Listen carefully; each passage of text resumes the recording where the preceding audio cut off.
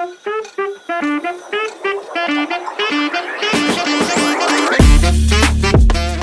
Krishna, welcome to our channel the way of law. तो आज हम लोग अपने बीएसए का सेक्शन 26 पढ़ेंगे, ठीक है।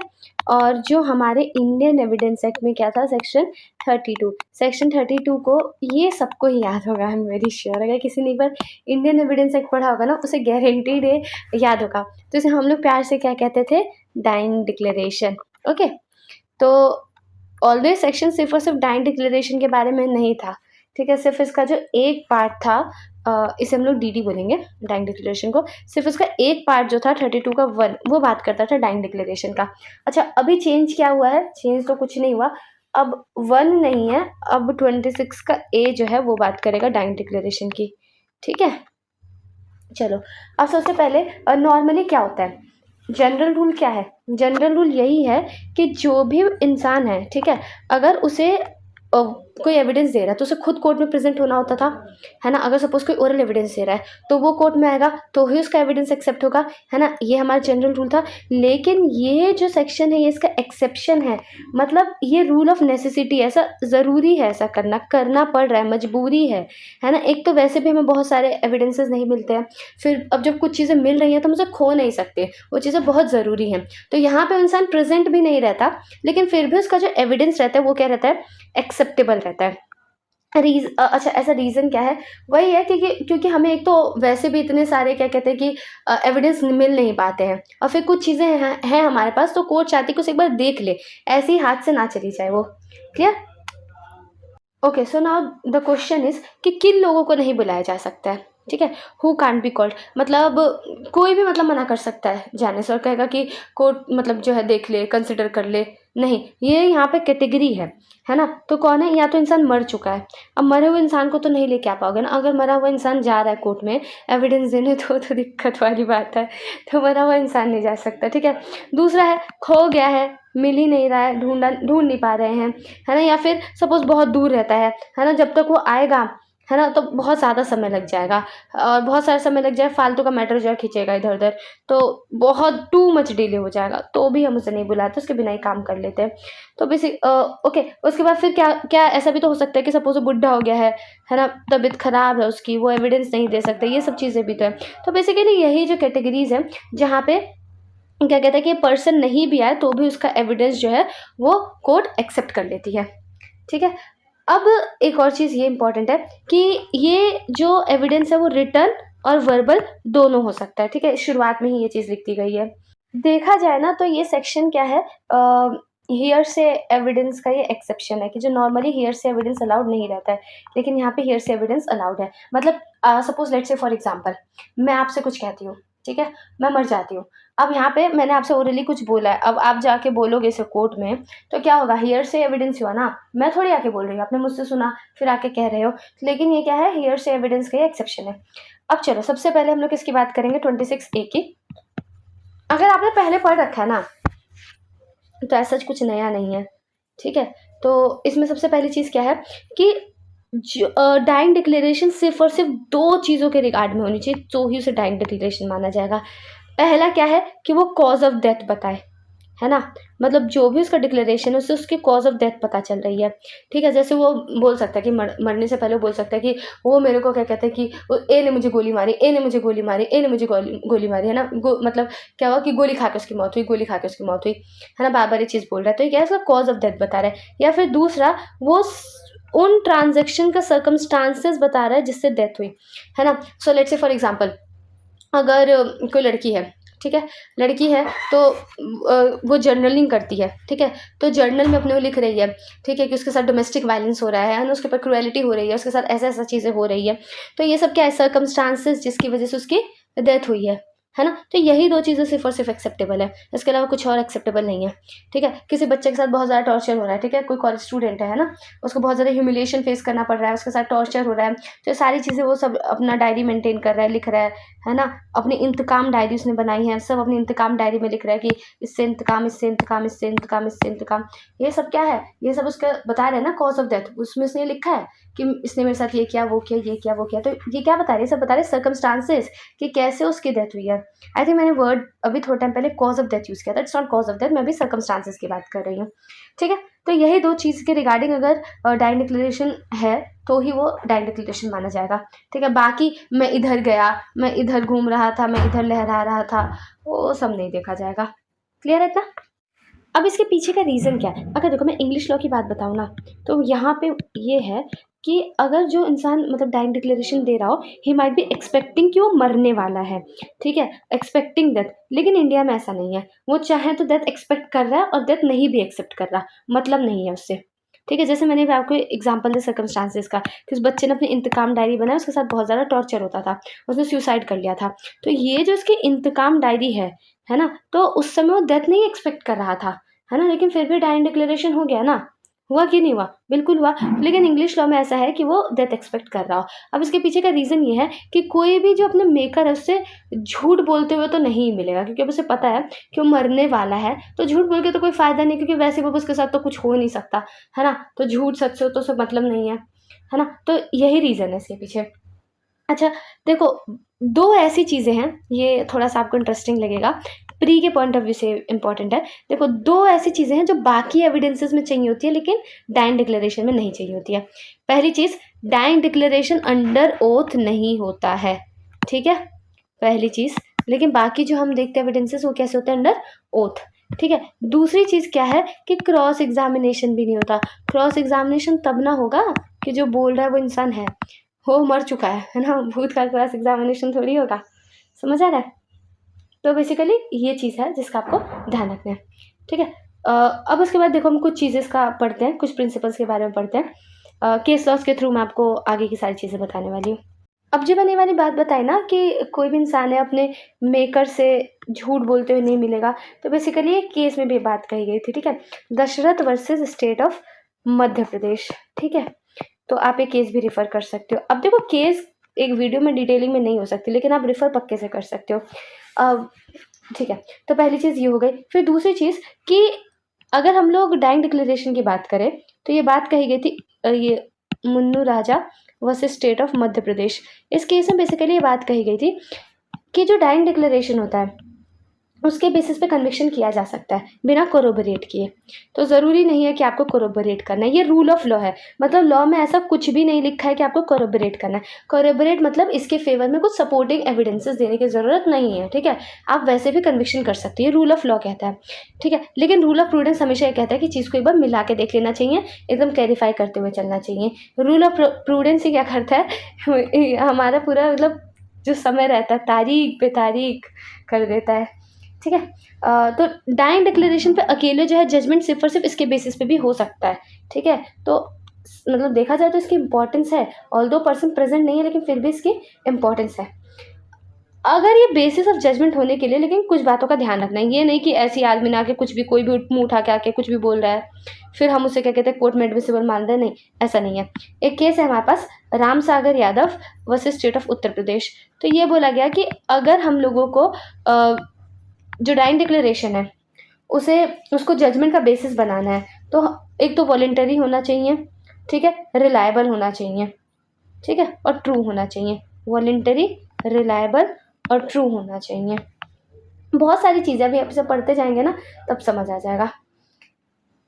तो ये एक और केस है हमारे पास ऐसे ही, state of Uttar Pradesh versus Ram Sewak. तो ये बोला गया कि जो डाइंग डिक्लेरेशन है उसके बेसिस पे जजमेंट होगा या नहीं होगा, वो इस बात पे डिपेंड करता है कि वो डाइंग डिक्लेरेशन कितना ट्रस्टवर्दी है। अगर वो डाइंग डिक्लेरेशन ट्रस्टवर्दी है ही नहीं तो उसके ऊपर कैसे ही हम लोग अपना जजमेंट बेस कर सकते हैं, ठीक है।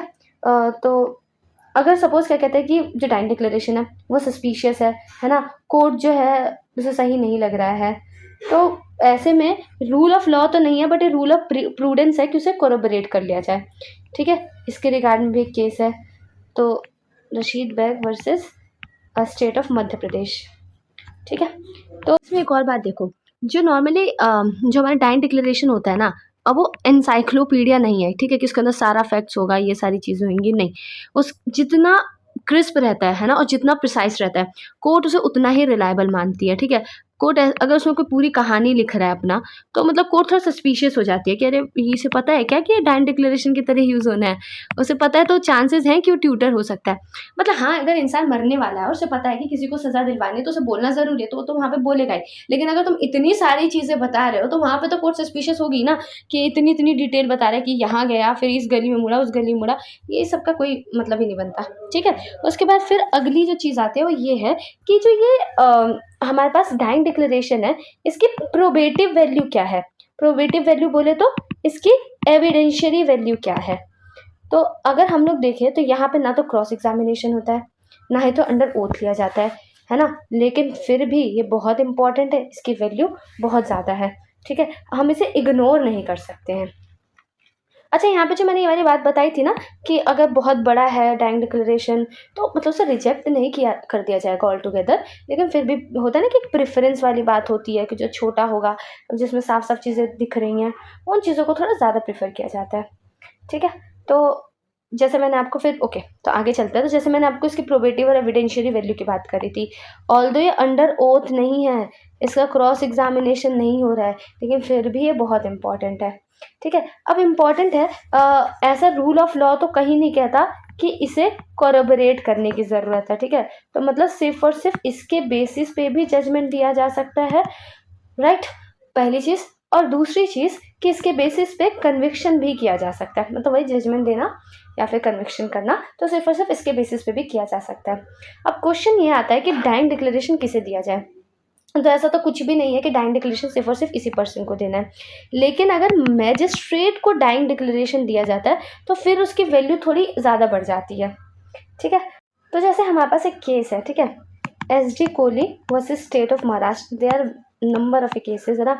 लेकिन ये जो केसेस बता रही हूँ, सब नहीं भी करोगे, वैसे जितना कर लो उतना अच्छा है, लेकिन फिर भी ये आपके लिए हेल्पफुल रहेगा, ठीक है? तो इसमें ये बोला गया कि लॉ में तो कहीं पे भी नहीं लिखा कि जो मैजिस्ट्रेट है, वही जो है सिर्फ़ और सिर्फ़ डाइंग डिक्लेरेशन रिकॉर्ड कर सकता है। लेकिन फिर भी अगर मैजिस्ट्रेट करता है, तो वो अच्छा रहता है, ठीक है? उसकी वैल्यू थोड़ी बढ़ जाती है। अब देखो नॉर्मली क्या होता है कि चलो अब मैजिस्ट्रेट को साइड करते हैं, ठीक है? डाइंग डिक्लेरेशन को इंसान दे रहा है। अब लॉ में लिखा गया है कि कोई भी रिकॉर्ड कर सकता है, क्लियर? कोई भी रिकॉर्ड कर रहा है। तो अब यहाँ पे चीज़ें देखी जाती है अब कोई भी रिकॉर्ड करे तो कोई जानबूझ के भी तो ऐसा कर सकता है। जैसे लेट्स से फॉर एग्ज़ाम्पल अगर किसी को पता है, किसी ने जानबूझ के ए बी है ना? ए बी जब तक नहीं बोलते ना तब तक कुछ समझ नहीं आता है ना? ओके, तो यहाँ पे क्या है, बी को ए ने मरवा दिया जानबूझ के। अब ए क्या करता है, जल्दी-जल्दी जाता है उसको जाके डाइंग डिक्लेरेशन रिकॉर्ड करवा लेता है। ए ने किया ये सब काम, लेकिन वो क्या कर रहा है, साजिश रच रहा है और क्या कर रहा है कि उसका डाइंग डिक्लेरेशन रिकॉर्ड करा ले रहा है कि मतलब उसके ऊपर बात ना है, ठीक है? तो अब यहाँ पे क्वेश्चन हमें बहुत सारी चीज़ें देखनी होती है कोर्ट को कि जिसने भी डाइंग डिक्लेरेशन रिकॉर्ड किया है, हमें देखना होता है कि वहाँ पे क्यों है ना? क्या नेचुरली उसका प्रेज़ेंट होना, मतलब नेचुरली वो वहाँ पे प्रेज़ेंट होता? क्या ये नेचुरल था उसका वहाँ पे प्रेज़ेंट होना? है ना? कैसे आया और कितने लोग थे? है ना? तो ये सारी चीज़ें देखी जाती है। अब जैसे मैं आपको पुलिस वाला बता रही थी, पुलिस का एग्ज़ाम्पल दे रही थी। इनफैक्ट ये तो अब आप अलग से पढ़ोगे तो भी आपके लिए अच्छा रहेगा, ठीक है? इसके अंदर बहुत सारे केस लॉज़ भी हैं कि उन मतलब डाइंग डिक्लेरेशन का क्या वैल्यू है जो कि पुलिस ऑफ़िसर को दिया जाता है। तो चलो अब हम लोग ना पुलिस के रिगार्ड में थोड़ा-सा अलग से उसे पढ़ते हैं, ठीक है? तो अगर हम पुलिस ऑफ़िसर के रिगार्ड में पढ़ेंगे कि पुलिस ऑफ़िसर ने जो डाइंग डिक्लेरेशन रिकॉर्ड किया, उसकी क्या वैल्यू है, ठीक है? देखो अलग-अलग करके हेडिंग आपको पढ़ा रही हूँ, है ना?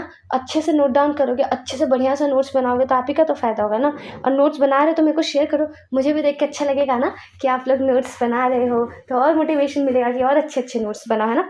मैं आगे हो पाए पॉसिबल तो मैं नोट्स भी शेयर करूँगी, I am not giving my words, लेकिन कोशिश करूँगी जितना हो पाए, ठीक है? तो चलो नॉर्मली क्या होता है कि कोई भी स्टेटमेंट अगर हम लोग पुलिस ऑफ़िसर को देते हैं बीएनएसएस में सेक्शन मतलब वो 180 और 181, ठीक है? बीएनएसएस में और सीआरपीसी में 161 और 162 था, यस।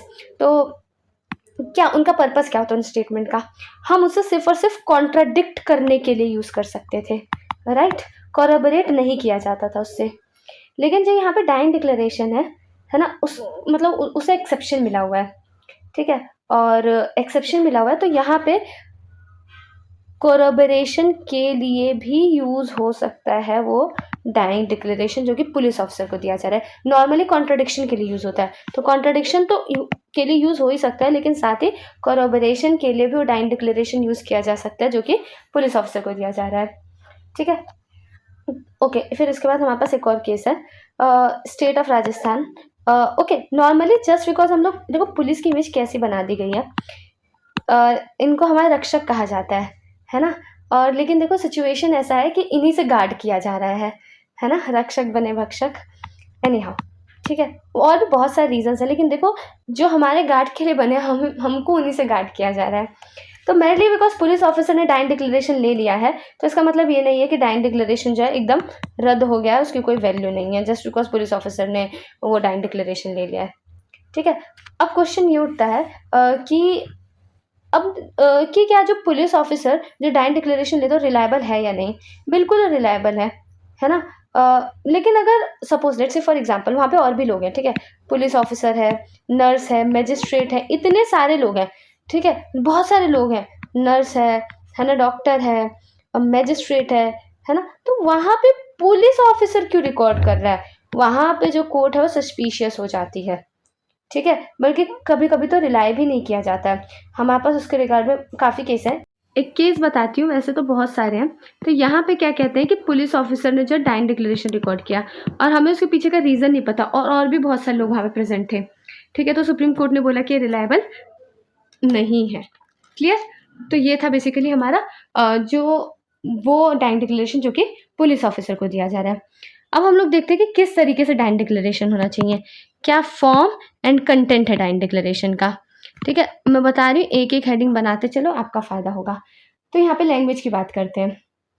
तो कोशिश हमेशा यही रहनी चाहिए कि जिस लैंग्वेज में जो डिक्लेरेंट है, अगर मैं डाइन डिक्लेरेशन दे रही हूँ, ठीक है, मेरी लैंग्वेज अगर हिंदी है तो हिंदी में ही रिकॉर्ड किया जाए, किसी और लैंग्वेज में ना रिकॉर्ड किया जाए, ठीक है। तो बेसिकली इस केस में बोला गया था, ठीक है। क्या अब जैसे एक केस लॉ भी है, ठीक है, कि किसी और लैंग्वेज में रिकॉर्ड कर दिया, डिक्लेरेंट ने बोला किसी और लैंग्वेज में, किसी और लैंग्वेज में लिख दिया, तो ऐसे क्लैरिटी नहीं आएगी ना। आप चेंज कर रहे हो लैंग्वेज, तो चीज़ों को डिस्टॉर्ट भी किया जा सकता है और चीज़ें बदली भी जा सकती हैं, ठीक है। तो इसका ध्यान रखना है। फिर ये क्वेश्चन आता है क्या डाइन डिक्लेरेशन क्वेश्चन आंसर के फॉर्म में होना चाहिए। अब इंसान अपनी डायरी लिख रहा है ना, वो बच्चा लिख रहा है, उसके साथ टॉर्चर हो रहा है, उसके साथ उसके टीचर टॉर्चर कर रहे हैं, तो क्वेश्चन आंसर फॉर्म में लिखेगा क्या, वो क्वेश्चन आंसर फॉर्म में होगा नहीं। चलो लेट्स से फॉर एग्जांपल कोई रिकॉर्ड कर रहा है, ये तो चलो उसे खुद ने लिखा, कोई रिकॉर्ड कर रहा है, ठीक है, वो देख रहा है पुलिस की, कोई suppose let's say for example कोई बहुत ही पेन में है कोई विक्टिम, ठीक है, चक्कू मार दिया उसके, उससे आवाज़ नहीं निकल रही, उसमें किसी तरीके से कुछ बोल रहा है ना, उसमें से उसका क्या करे, पुलिस क्वेश्चंस फ्रेम करने लगे, फिर उसके आंसर। और एक चीज़ ये भी तो हो सकती है कि क्वेश्चन आंसर होंगे तो सिर्फ और सिर्फ जो मतलब जो डिक्लेरेंट है वो उससे लिमिटेड रह जाएगा सिर्फ क्वेश्चन आंसर के तक, है ना। तो क्वेश्चन आंसर भी है एक्सेप्टेबल, लेकिन ऐसा नहीं है कि क्वेश्चन आंसर में ही होना चाहिए, तो वही बात बनेगी। चलो एक और चीज़, क्या ओरल डाइन डिक्लेरेशन एक्सेप्टेबल है। येस इट इज़ एक्सेप्टेबल, लेकिन कोर्ट को बहुत ध्यान देना होता है उस समय, ठीक है। केस है इसके रिगार्डिंग, केस बहुत सारे हैं, ठीक है, हम एक एक दो दो कर रहे हैं क्योंकि इतना आप भी याद नहीं कर पाओगे और इतने की रिक्वायरमेंट भी नहीं है, ठीक है। तो इस केस में बोला गया कि हाँ हम ओरल डाइन डिक्लेरेशन भी ले सकते हैं, लेकिन हमें ध्यान रखना है, कोर्ट को मतलब बहुत ज़्यादा सीरियस रहना चाहिए, बहुत ध्यान देना चाहिए, क्योंकि बहुत डेंजरस होता है, ठीक है। तो और बेटर यही होगा कि उसे कोरोबरेट कर लिया जाए, ये नहीं कि ऐसे ही रिलाई कर लिया जाए, थोड़ा सा उसे कोरोबरेट वगैरह कर लिया जाए, तब जो है चीज़ों को आगे बढ़ाया जाए, ठीक है। अच्छा चलो, मान लो एक सिचुएशन ऐसा आ गया कि एक से ज़्यादा डाइन डिक्लेरेशन है ना, एक से ज़्यादा डाइन डिक्लेरेशन है, तब क्या, मल्टीपल डाइन डिक्लेरेशन है, तो ऐसा नहीं है कि किसी को रिजेक्ट कर दिया जाएगा। अगर हम देखेंगे कि सबके अंदर जो मटेरियल फैक्ट्स हैं, जो मटेरियल एविडेंस है, मटेरियल चीज़ है, वो सेम है, तब तो सब एक दूसरे से मेल खा रहे, तब तो और अच्छी बात है। कितनी जगह ये यहाँ पे भी ये कह दिया गया, यहाँ पे भी ये कह दिया गया। लेट्स से फॉर एग्जांपल कि चलो आप क्या कहते हैं कि बहुत अच्छे से आप पढ़ाई करते हो, आपको बहुत अच्छी लॉ की नॉलेज है, आप इस कॉलेज में गए, इस कॉलेज में भी कहा, दूसरे कॉलेज में गए, उधर भी कहा, कोचिंग गए, वहाँ पे भी कहा, मतलब सब लोग कह ही रहे हैं, तो अब ये बात और स्ट्रांग हो गई ना कि सही में आप लोग अच्छा पढ़ते हो। अब मान लो आपका दोस्त कह दे, है ना, कि नहीं भाई सवाल गलत होगा, जवाब सही लिखा होगा, तो है ना, यहाँ पे वो सिचुएशन है। तो बेसिकली यहाँ पे फ़र्क नहीं पड़ता है, ठीक है, फ़र्क नहीं पड़ेगा इस चीज़ से कि अगर एक से ज़्यादा है, लेकिन अगर मान लो अलग-अलग है तो क्या होगा, है ना। तो जो पहला वाला होता है ना, हम मोस्टली उसी पे रिलाई करने की कोशिश करते हैं, क्योंकि जो बाद वाला होगा उसके साथ चांसेस है कि उसे टेम्पर कर दिया जाए, ठीक है। इसके में केस लॉ मैंने नहीं लिखा, अच्छा ये बात एक केस लॉ में कही गई थी, गंगाराम, ठीक है, समझ आ रहा है ना आप लोग को, है ना। तो ये केस लॉज भी आप लिखते हुए अपना लिस्ट बनाते हुए चलो, स्केलेटन नोट्स बनाते हुए चलो और साथ के साथ ख़त्म कर लो, ठीक है। तो चलो अब अगला क्वेश्चन ये आता है कि क्या जो एफआईआर है वो डाइंग डिक्लेरेशन हो सकता है? यस, वो भी डाइंग डिक्लेरेशन हो सकता है। कौन से केस में? State of Uttar Pradesh versus Chitraram, ठीक है। तो बेसिकली ये जो केस हो गया, उसके बाद फिर ओके, अब क्वेश्चन ये आता है कि चलो मान लो डाइंग डिक्लेरेशन दे तो रहे हो, जो इंसान दे रहा है वो भूत नहीं, वो सच में ही जिंदा रह गया तो क्या होगा?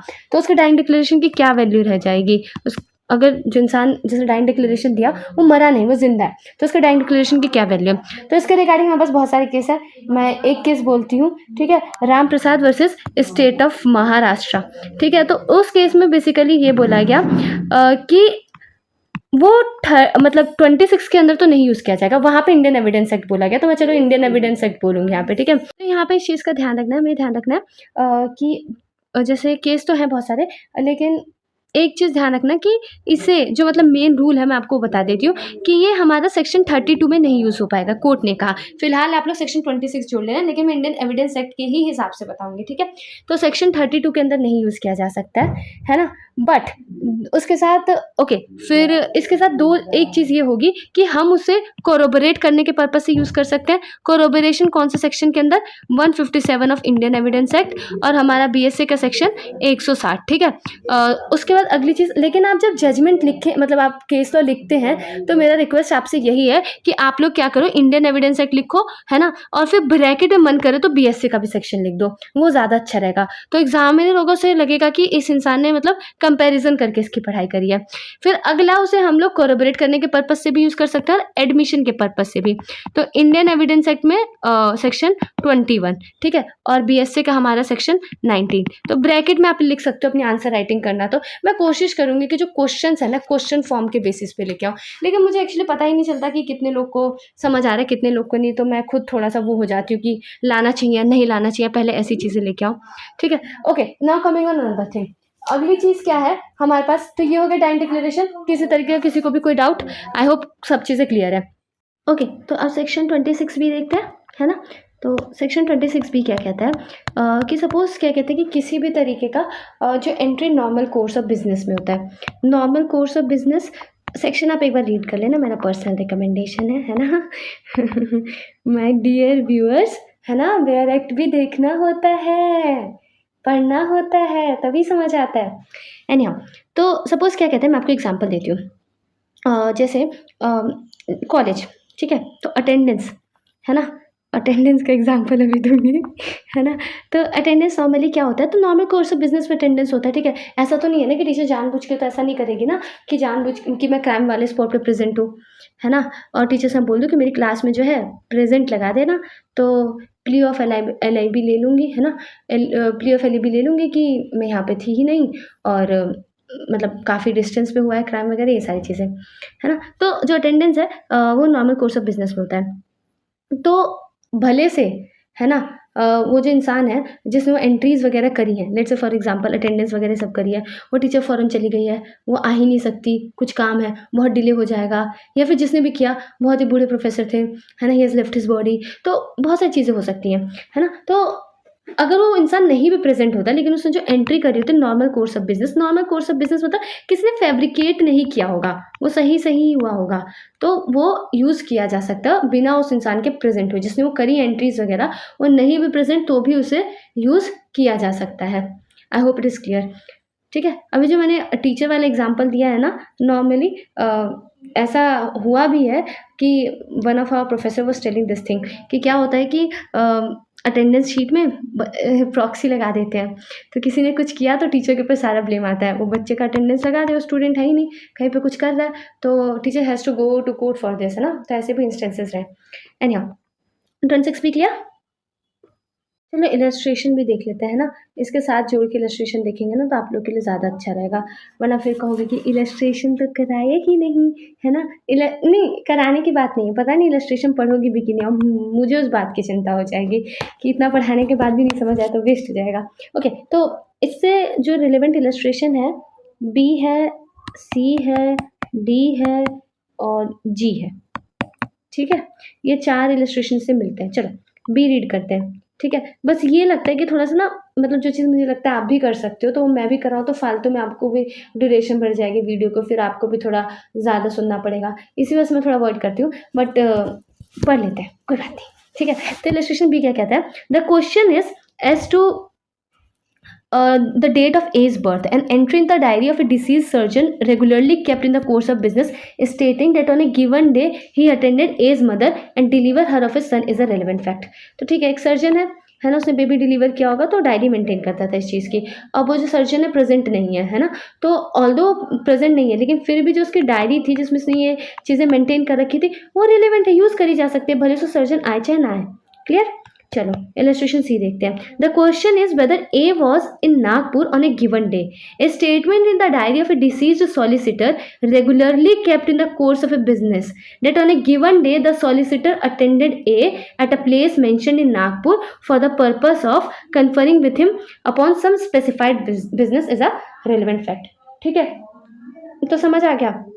जैसे लेट्स से फॉर एग्जांपल मैं अपनी कोई डायरी मेंटेन कर रही हूँ, ठीक है, डायरी मेंटेन कर रही हूँ, मैं लिखती हूँ कि मैं आज यहाँ गई, उससे मिली, इससे मिला, ये सब किया, तो कल को मैं मर भी जाती हूँ तो फिर भी वो डायरी जो होगी वो रिलेवेंट होगी। ठीक है, मैं किसी इंसान से मिलती हूँ, है ना, और वो मैंने अपनी डायरी में लिखा है ना, और डायरी में वो चीज़ लिख रही हूँ तो कल को मैं मर भी गई तो भी उसे यूज़ किया जा सकता है। यही बात कर रहा है। चलो और देखते हैं इलस्ट्रेशन डी क्या कहता है। The question is whether a ship sailed from Mumbai harbour on a given day. A letter written by a deceased member of a merchants firm by which she was chartered to their correspondents in Chennai, to whom the cargo was consigned, stating that the ship sailed on a given day from Mumbai port is a relevant fact। ठीक है, तो ये भी समझ आ गया। तो मतलब जो चीज़ें नॉर्मल कोर्स में जो चीज़ें मेंटेन करी जाती है ना, वो सारी चीज़ें क्या कहते हैं कि वो इंसान नहीं भी है ना, कोर्ट में नहीं भी आ सकता तो भी इसे यूज़ किया जा सकता है और वो रेलिवेंट होगा।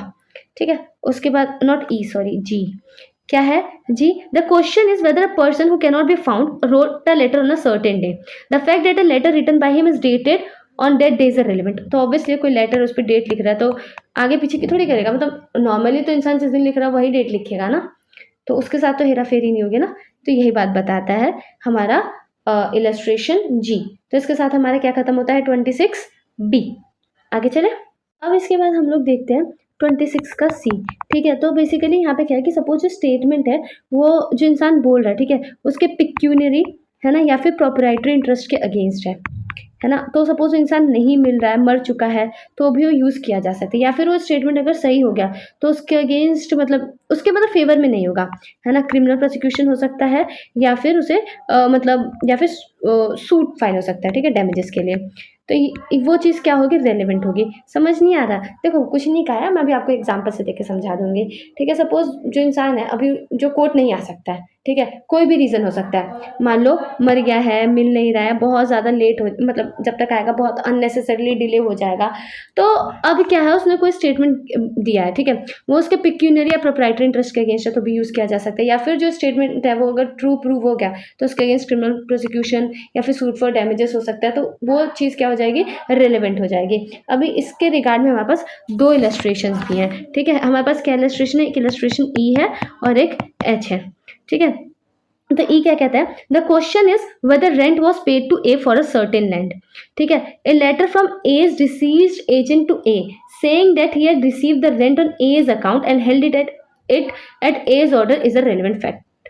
समझ आया। देखो तो इसमें क्या हुआ कि एक आदमी था, ठीक है, क्या उसके मान लो बहुत सारे घर थे, ठीक है, घर थे, बढ़िया घर थे, है ना, यहाँ से व्यू पॉइंट था, सनसेट पॉइंट था, है ना, सनसेट पॉइंट ही बोलते हैं ना। तो अब क्या होता है कि उसका एक एजेंट था, है ना, उसका नाम था A2।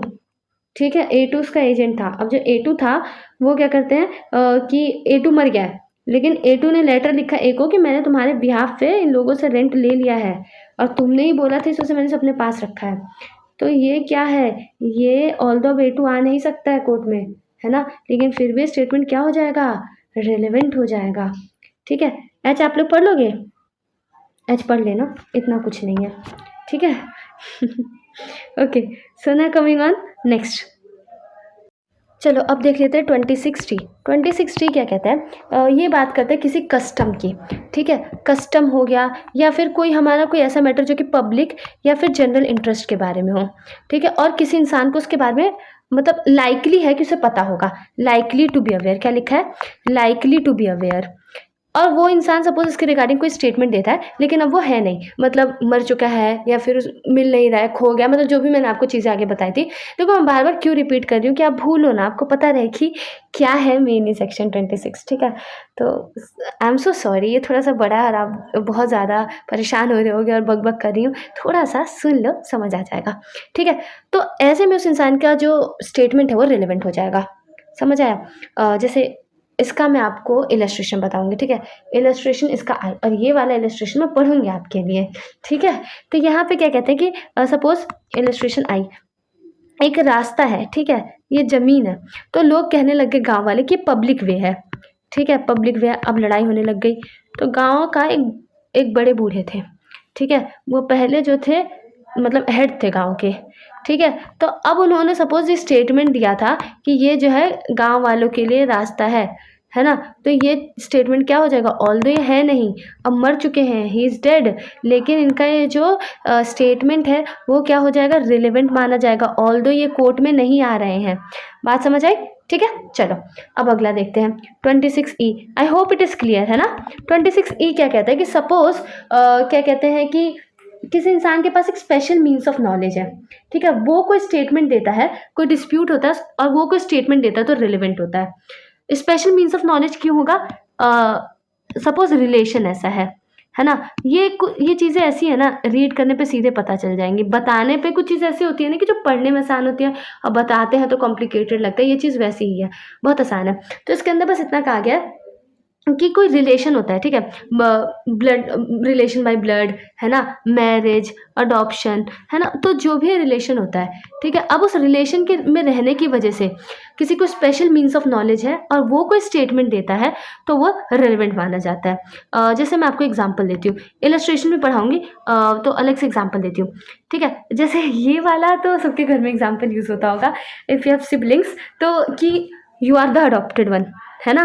तो सब यूजली द एल्डर वन क्या करते हैं, छोटे वालों को क्या कहते हैं कि तुम अडॉप्टेड हो, है ना। तो सही में अगर वो अडॉप्टेड होगा तो अडॉप्ट किसने किया होगा, फादर मदर ने अडॉप्ट किया होगा।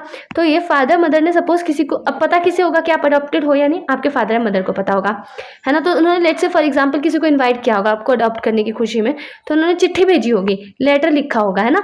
तो वो क्या होगा, रिलेवेंट होगा। अब मान लो डिस्प्यूट चल रहा है कि आप अडॉप्टेड हो या नहीं हो, ठीक है। तो अब इस डिस्प्यूट को कैसे क्लियर किया जाएगा कि जो आपके फादर थे, जिन फादर ने आपको अडॉप्ट किया था, उन्होंने अपने फ्रेंड को लेटर लिखा था, है ना। अब आपके फादर को तो पता होगा ना, उनके पास स्पेशल मीन्स ऑफ नॉलेज है क्योंकि उन्होंने आपको अडॉप्ट किया था, ठीक है। मैं बार बार वर्ड आप यूज़ कर रही हूँ है ना। तो अगर जब छोटे, मैं पर्सनली मैं जब छोटी थी ना तो मैं रोने लग जाती थी when my sisters used to say this okay. तो इसके इलस्ट्रेशन क्योरल है, ठीक है।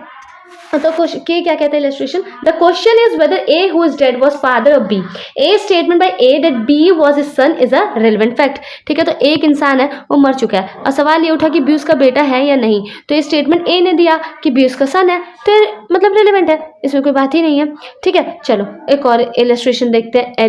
एल क्या है कि सपोज क्या कहते हैं कि ए का जो डेट ऑफ बर्थ था उसको लेके कन्फ्यूजन था। अब ए के पापा ने क्या किया कि जब ए जिस दिन पैदा हुआ उसने लेटर लिखा, पार्टी अनाउंस करी, ठीक है। तो बी को लेटर लिखा, तो लेटर में बताया कि इस तारीख को इतने बजे मेरा जो बेटा है वो पैदा हुआ है। तो यहाँ पे क्या होगा, वो भी रिलेवेंट हो जाएगा। समझ आई कहानी इतनी, आगे चले, है ना। अब तो बस हो गया थोड़ा सा और चलो अगला देखते हैं, ये है 26F, ये ई जैसा ही है, ठीक है, और इतना इम्पॉर्टेंट भी नहीं है, तो शॉर्ट में बताती हूँ, ठीक है। इसके अंदर कुछ नहीं है, बस ये है कि ये मरे हुए लोगों की बात करता है, ठीक है।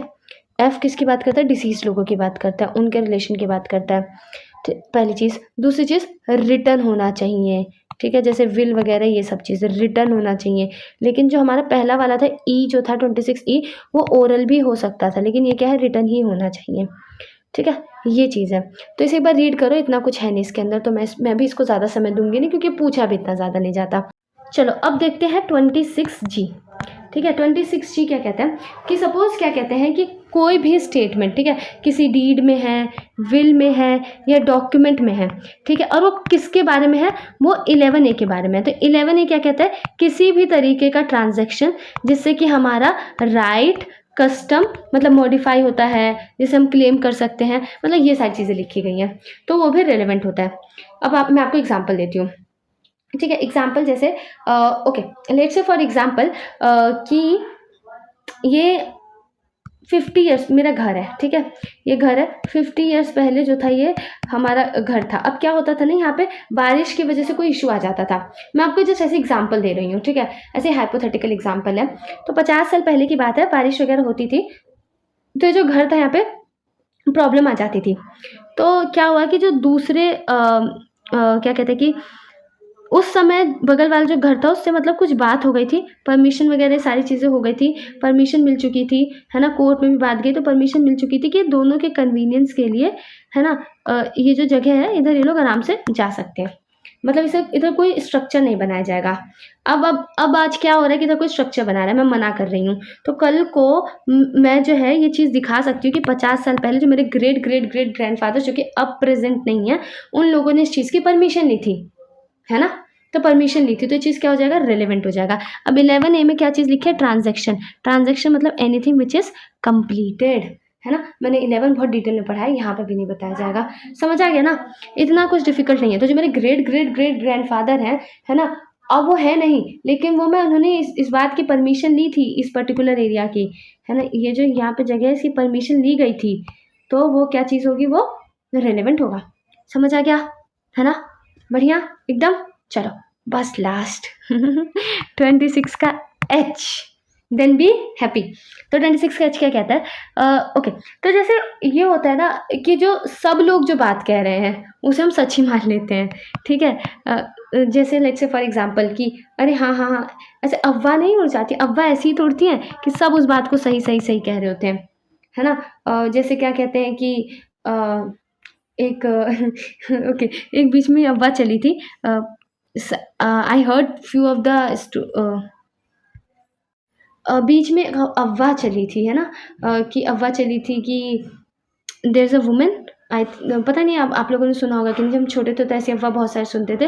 तो एक वुमन है, वो क्या कहते हैं कि दे सम सिलवट्टा शी यूज्ड टू टेक, और वो किसी को आई थिंक देखती थी तो स्टोन में कन्वर्ट हो जाता था, है ना। और फिर ऐसे अलग अलग र्यूमर्स फैलते थे, तो अब सब उसे मानते थे, ऑल्दो पता नहीं वो सच नहीं होता है ना, कुछ देखने से स्टोन में तो नहीं बदल जाता है ना। और सब इतने सारे लोग को जो ओल्ड लेडी थी उस स्टोन में कन्वर्ट कर रही थी, ऑल्दो वो चीज़ सही नहीं थी, लेकिन सब उसे मानने लगे, तो हम लोग क्या मानने लगे कि वो चीज़ जो है वो सही ही होगी, है ना।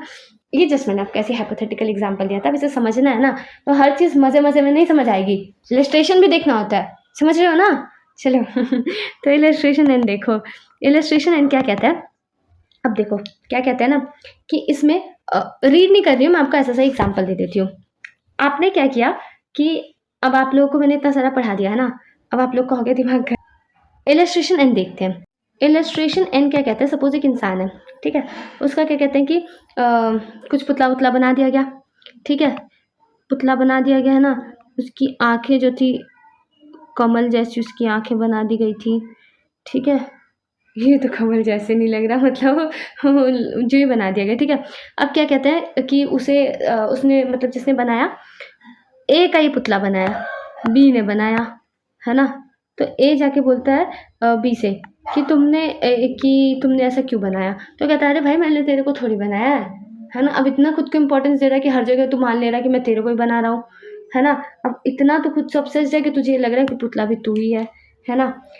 तो उसके बाद फिर क्या कहते हैं कि चलो ठीक है, अब यहाँ पे बाकी जो लोग जा रहे हैं, विंडो पे लगा दे, बाकी जो जितने भी लोग जा रहे हैं सब आपस में ऐसे कान में बात करें, पता है ये ए का पुतला है, पता है ये ए ने बनाया, पता है ये ना ए है, ये ए है, बी ने बनाया, ये ए है, ए जैसे दिखता है तो सब ये बातें करते हुए चल रहे हैं। तो अगर जब सब ये बातें करते हुए चलेंगे तो इससे क्या बात समझ आ रही है कि मतलब हाँ ये जो है बी ने ए का ही पुतला बनाया है, ठीक है, तो ये चीज़ रिलेवेंट है। समझ आ गया। So this was it. तो ये था हमारा सेक्शन 26, ठीक है। किसी भी तरीके का कोई डाउट तो do mention the comment box, will be happy to help you. Hare Krishna. Video तो एंड हो चुकी है, पर आप हमसे कनेक्ट कर सकते हैं हमारे इंस्टा आईडी पे, लिंक डिस्क्रिप्शन में दिया गया है। और ऐसी और वीडियोस देखने के लिए हमें सब्सक्राइब करें। हरे कृष्णा।